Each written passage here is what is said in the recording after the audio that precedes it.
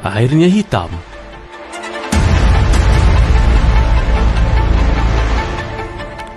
Busuk.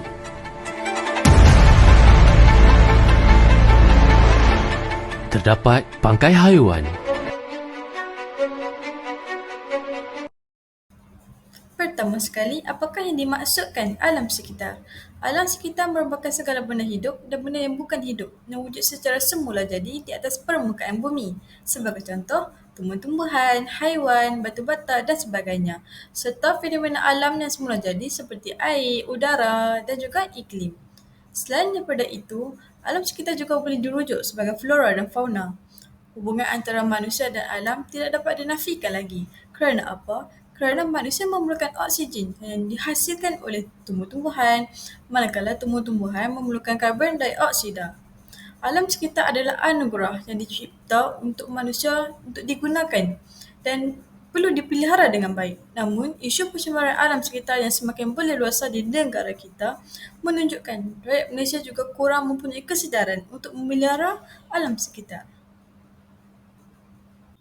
Objektif kajian kami adalah untuk mengenal pasti konsep etika alam sekitar dalam tamadun yang berbeza. Yang kedua, untuk mengenal pasti faktor persekitaran yang mempengaruhi pencemaran alam sekitar. Yang ketiga, untuk mengenal pasti akibat mengabaikan kelestarian alam sekitar. Dan yang terakhir sekali, untuk mengemukakan langkah dan cadangan untuk mengekalkan kelestarian alam sekitar. Setelah kita tahu maksud alam sekitar, mari kita lihat dari sudut etika alam sekitar. Apakah itu etika alam sekitar? Etika alam sekitar ialah prinsip moral yang membimbing manusia supaya prihatin terhadap alam sekitar. Seterusnya, etika juga boleh ditakrifkan sebagai peraturan yang mempunyai kesan positif dan negatif untuk membimbing pemikiran dan tindakan manusia. Dan kami akan menerangkan konsep etika alam sekitar mengikut agama Islam, yang kedua, konsep etika alam sekitar mengikut agama Hindu, dan yang ketiga, konsep etika alam sekitar mengikut agama Kristian.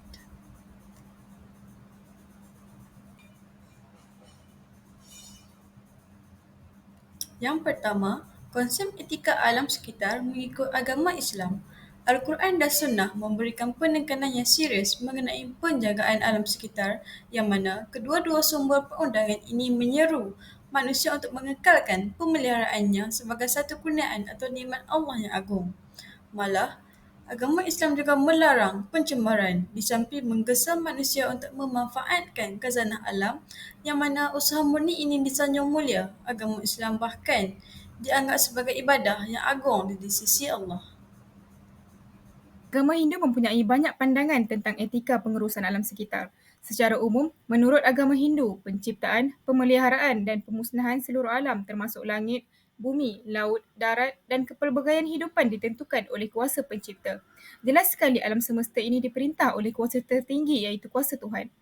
Menurut ajaran Brahma, etika Hindu mentakrifkan nilai-nilai benar dan salah dalam tingkah laku manusia dan apa yang harus dan tidak boleh dilakukan oleh manusia untuk mewujudkan kehidupan yang harmoni dan damai. Ia juga dianggap sebagai ilmu penyelidikan. Pada tahun 2013, Indrianti binti Ismail mengulaskan tentang konsep Advaita yang meyakini bahawa alam ini adalah ketuhanan dan mempunyai zat ketuhanan yang terdiri daripada non-dualism. Melalui konsep ini, mereka mengajar pengikut mereka menyembah pokok dan menanam tumbuhan. Pokok adalah simbol kepelbagaian ketuhanan dan setiap pokok mempunyai ketuhanan sendiri. Salam sejahtera, saya ucapkan nama saya Nifilia Nodoni, nombor metrik 163563. Jadi saya akan menceritakan tentang konsep etika alam sekitar mengikuti agama Kristian. Jadi, nilai dan etika merupakan elemen yang paling penting dalam menjaga dan mengurus alam sekitar. Dari pandangan agama, alam adalah ciptaan Tuhan dan merupakan objek yang mengandungi metafizik yang tinggi untuk mengenali dan mendekati Tuhan. Jadi saya akan membincangkan tentang dua konsep saja, iaitu tanggungjawab stewardship dan keselamatan rohani. Jadi yang pertama, manusia diberikan tanggungjawab sebagai steward ataupun pengurus atas ciptaan Tuhan. Jadi ini bermakna manusia diberikan tugasan yang amat mulia daripada Tuhan untuk menjaga dan membaiki alam sekitar. Selain itu, konsep yang kedua ialah keselamatan rohani. Jadi setengah aliran Kristian mengaitkan tanggungjawab mereka terhadap alam sekitar dengan keselamatan rohani. Dengan mengekalkan ciptaan dianggap sebagai sifat cinta dan memberi penghormatan yang tertinggi kepada Allah. Sesetengah orang percaya bahawa ketidakpedulian terhadap persekitaran boleh mencerminkan ketidakpatuhan kepada perintah ilahi.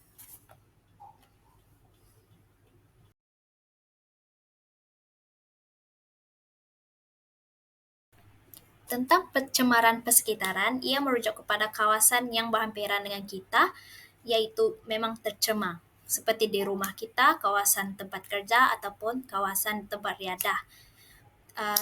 Yang dibincangkan adalah punca pertama, iaitu pembuangan sampah sarap yang merata-rata. Kejadian ini masih lagi berlaku di negara kita, dan berdasarkan peninjauan kami sepanjang bulan ini, hampir semua responden setuju bahawa pembuangan sampah merupakan punca berlakunya pencemaran alam sekitar pada masa kini.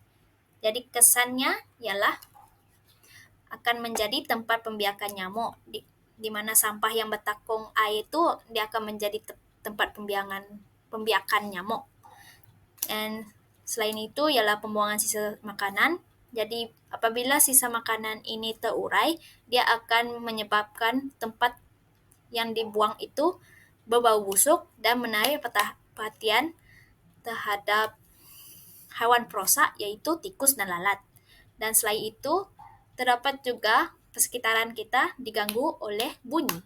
Bunyi ini daripada kenderaan, aktiviti perindustrian, dan aktiviti pembinaan. Jadi, apabila ini secara langsungnya akan berterusan, masalah pendengaran individu ataupun rakyat akan menjadi masalah yang besar dan akan meningkatkan stres terhadap individu dan masyarakat. Seterusnya, kita akan mengulas isu pencemaran air di negara kita. Pertama sekali, apakah itu pencemaran air? Pencemaran air ialah apa-apa perubahan yang berlaku secara langsung maupun tidak langsung kepada sifat-sifat fizikal, haba, biologi atau radioaktif air sehingga menjejaskan kegunaan dan fungsi air kepada manusia atau hidupan lain. Sejumlah 29 atau 4% daripada 672 patang sungai telah dikenal pasti tercemar pada tahun 2022, kata Menteri Sumber Asli Alam Sekitar dan Perubahan Iklim NRECC Nazmi Ni Ahmad. Malah, pada tahun 2021, kes pencemaran air di Sungai Kim Kim, Johor yang bertukar menjadi hitam, berbau disebabkan oleh pembuangan sisa toksik oleh kilang-kilang sehingga menyebabkan kesihatan penduduk sekitar terjejas, iaitu lebih 1,000 mangsa telah dimasukkan ke hospital dan 8 mangsa dimasukkan ke ICU. Seterusnya, kita perlu tahu apakah punca dan kesan-kesan pencemaran air di negara kita. Punca yang pertama ialah sikap masyarakat Malaysia sendiri yang suka membuang sampah merata-rata termasuk sungai, laut, tasik dan sebagainya. Sebagai contohnya, mereka membuang sampah yang mengandungi plastik, sisa makanan, kaca dan kertas. Seperti sedia maklum, bahan-bahan seperti ini mengambil masa yang sangat lama untuk pupus. Punca yang kedua ialah pembuangan sisa dan toksin oleh kilang-kilang yang tidak bertanggungjawab dengan alasan kos untuk pelupusan bahan kimia yang tinggi. Punca yang ketiga ialah baja dan racun perosak yang digunakan oleh para petani telah meresap masuk ke dalam tanah dan seterusnya mengalir ke sungai-sungai berdekatan. Malah, kesan-kesan daripada pencemaran air. Kesan-kesan yang pertama ialah masalah kesihatan yang teruk jika terminum atau terguna air yang tercemar. Kita boleh mudah mendapat penyakit seperti penyakit kulit, cirit-pirit, hepatitis A yang disebabkan oleh bakteria yang tersebar dalam air.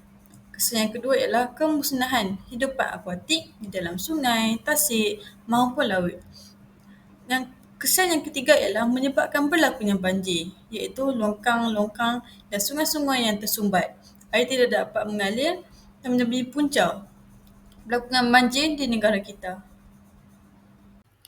Selain itu, saya akan membentangkan tentang isu yang berkaitan dengan pencemaran udara. Jadi, apakah pencemaran udara ni? Jadi, pencemaran udara ini merupakan perbuatan yang mengotorkan kebersihan udara sehingga menyebabkan kualiti udara merosot. Berdasarkan tinjauan kami, 28 daripada 34 responden bersetuju bahawa pencemaran udara merupakan ancaman besar terhadap negara kita. Antara penyebab pencemaran udara ini adalah pembakaran terbuka, bilangan kenderaan, bermotor dan loji perindustrian. Apakah tiga-tiga ini yang berkaitan? Ialah dia akan mengeluarkan asap yang mengandungi bahan pencemar. Jadi asap-asap ini akan terlepas di udara dan akan memburukkan kualiti udara kita, dan kesannya akan memburukkan keadaan kronik paru-paru yang sedia ada seperti kanser paru-paru dan bronkitis. Selain itu, penggunaan penyembuh serangga dan nyamuk dan juga penggunaan mesin elektronik seperti penghawar dingin dan peti ais. Dalam penjemur serangga dan mesin elektronik yang dinyatakan tadi, ia mengandungi gas yang dipanggil sebagai CFC ataupun chlorofluorocarbon. Gas ini akan menyebabkan penipisan lapisan ozon, dan apabila lapisan ozon ini menipis, ozon ini akan berlubang dan menyebabkan penerimaan sinaran ultraungu ataupun UV yang akan mengakibatkan kanser kulit dan merosakkan tumbuh-tumbuhan dan haiwan. Punca yang ketiga dalam pencemaran udara ialah jerebu.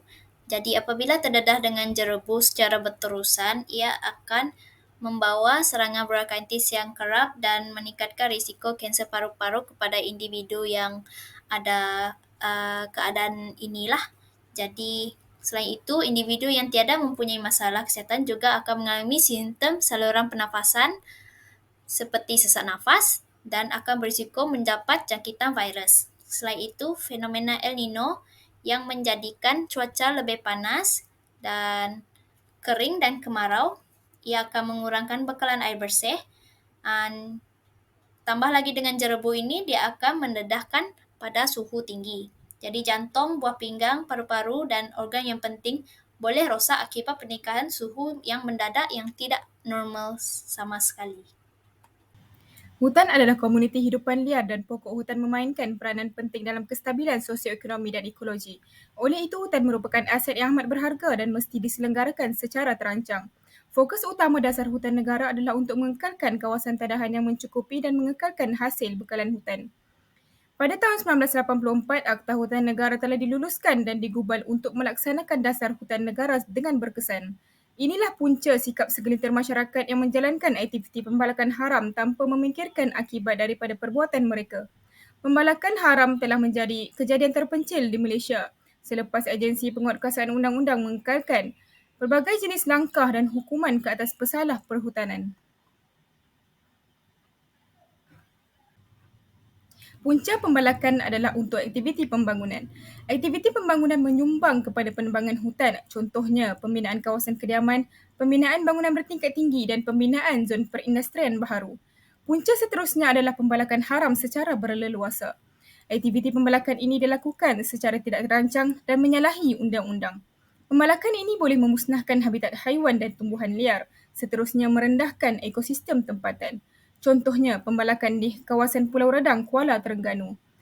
Seterusnya terdapat kesan daripada pembalakan yang tidak terancang. Kesan pertama ialah hakisan tanah. Kenggemburan dan ketidakstabilan struktur tanah akibat kehilangan pengekalan akar pokok berfungsi untuk mengukuhkan kestabilan struktur tanah di altitude tinggi. Contohnya, tanah runtuh yang berlaku di Bukit Antarabangsa di Kuala Lumpur dan Bukit Kanada di Miri, Sarawak. Kesan seterusnya ialah kesan rumah hijau iaitu penipisan lapisan ozon. Lapisan ozon berfungsi sebagai karbon dioksida dalam udara yang terlarut dalam karbon organik. Dan peningkatan kepekatan karbon dioksida di udara membawa kepada pemanasan global. Pertama sekali, langkah untuk menangani isu alam sekitar adalah dengan menggunakan teknologi moden bagi mengurangkan pencemaran alam sekitar.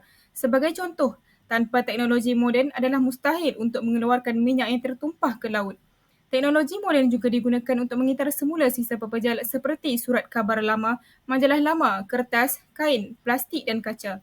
Ini akan memastikan pencemaran yang disebabkan oleh pengurusan sisa pepejal dapat dikurangkan.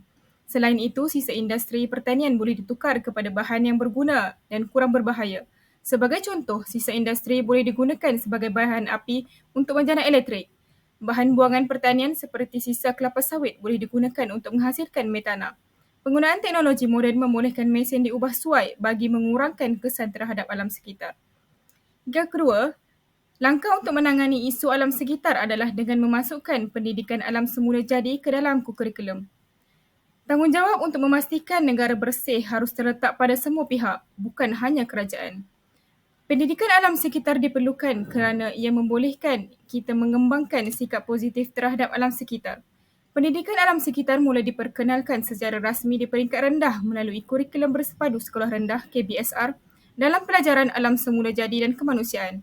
Seterusnya diajar di peringkat menengah melalui kurikulum AM, pendidikan menengah KBSM, khususnya dalam mata pelajaran sains seperti biologi.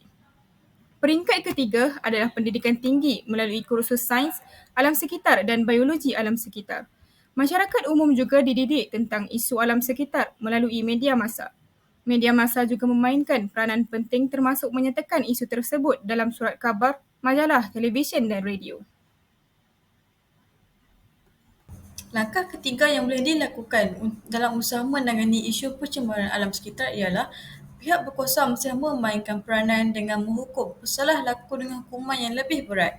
Pihak berkuasa mestilah menguatkuasakan undang-undang dan menghukum pihak yang berkenaan dengan hukuman yang lebih berat seperti penjara dan sebagainya, dan bukan hanya sekadar membayar denda kerana mereka akan mengambil remeh-temeh. Dengan hanya membayar denda, kemudian mereka akan mengulangi kesilapan yang sama.